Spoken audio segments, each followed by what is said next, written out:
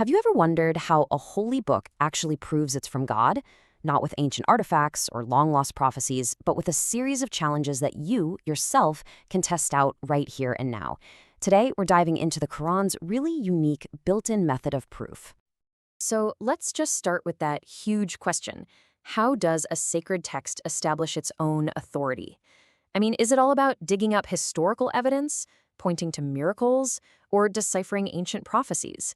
Well, it turns out there are a couple of very different ways to go about it. All right, so let's get into it. Two paths to truth.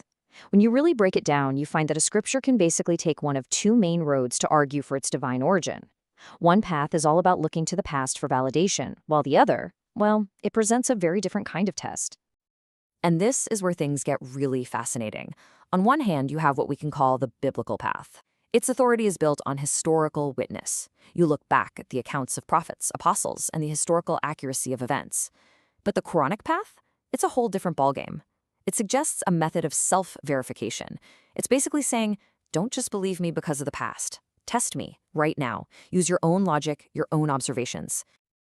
Now, this path of self-verification starts with a really foundational claim. The Quran doesn't talk like a book about God. It presents itself as God speaking directly to you, in the first person.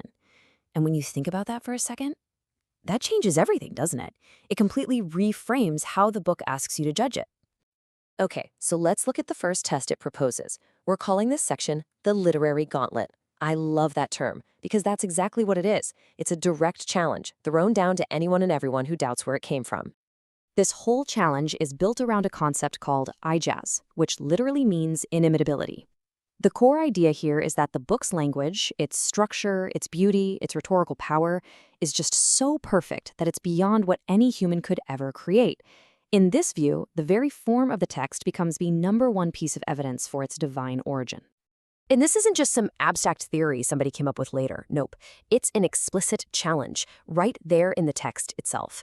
It's basically saying, hey, if you're in doubt, if you really think a human wrote this, then go on. Try to produce just one chapter, one surah that's even remotely like it. It's a direct, testable challenge. Then comes the second part of this gauntlet, a test of internal consistency. You have to remember, the Quran was revealed over 23 years through all sorts of changing circumstances. The argument is that any book written by a human under those conditions would be an absolute mess of contradictions. So the text invites you to do a kind of code audit. Go ahead, search for inconsistencies. If you find one, the whole divine claim falls apart. All right, so after challenging the reader to look inside the text for literary perfection and logical consistency, the Quran then asks them to look outside, to the world around us, the one we can see and touch and measure. This verse right here is absolutely crucial. The Arabic word for a verse in the Quran is ayah, but you know what ayah also means? A sign in nature. It's this incredible double meaning. The book is claiming that the same author is behind both the book and the universe, so you should be able to see the same signature, the same signs in both. And this leads to this really cool multi-layered verification process. You've got 4 protocols. 1, the empirical protocol. Observe nature, look at the water cycle or the orbits of planets, and ask, does this align with the text? 2, the logical protocol. That's the code audit we talked about. Is it consistent? 3, the rational protocol. Does it hold up to first principles, like cause and effect? And finally 4, the sociological protocol.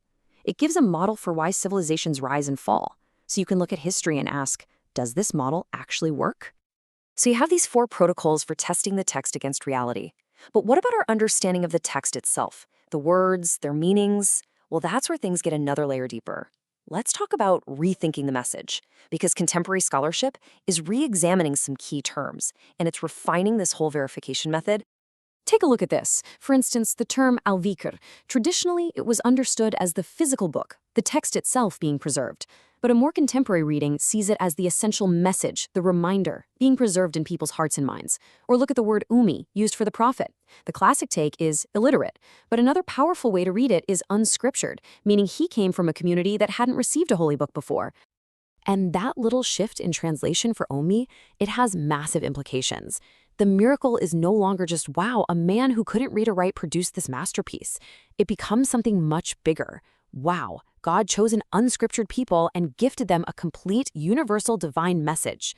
The focus moves from the messenger to the source of the message. It's the same thing with reinterpreting Al-Furqan. Divine preservation is suddenly not just about guarding a physical book from typos. It's about God ensuring the core guidance, the actual wisdom, lives and breathes within the community of believers, passed down through generations. The proof becomes a living, breathing faith, not just a static artifact in a museum. So let's bring all this together. What's the ultimate point of this whole self-verification system? Well, it's to position the text as something more than just an object of belief. It's meant to be a tool for understanding, a criterion for reality itself. You see, the Quran actually calls itself Al-Furqan. That means the criterion, or maybe even better, the separator. The name itself tells you its function. It's meant to be a lens, a framework that helps a person distinguish what's true from what's false, what's real from what's illusion in the world around them. So if there's one big takeaway, it's this. The Quranic method of proof isn't really asking you to look backwards to verify some historical claim. Instead, it's handing you a lens and asking you to use it right now to see if it makes the world, from the laws of physics to the patterns of history, sharper, clearer, and more coherent. So you've got this multi-layered challenge, a literary gauntlet, a logical audit, an empirical test against the world we see. It asks not to just be believed based on past events, but to be actively used as a lens to understand the present. And that leaves us with one last big question to chew on. What really changes, for faith, for reason, for our whole idea of truth, when a scripture claims its primary proof isn't an event in history, but a direct, testable, and personal experience with the text itself?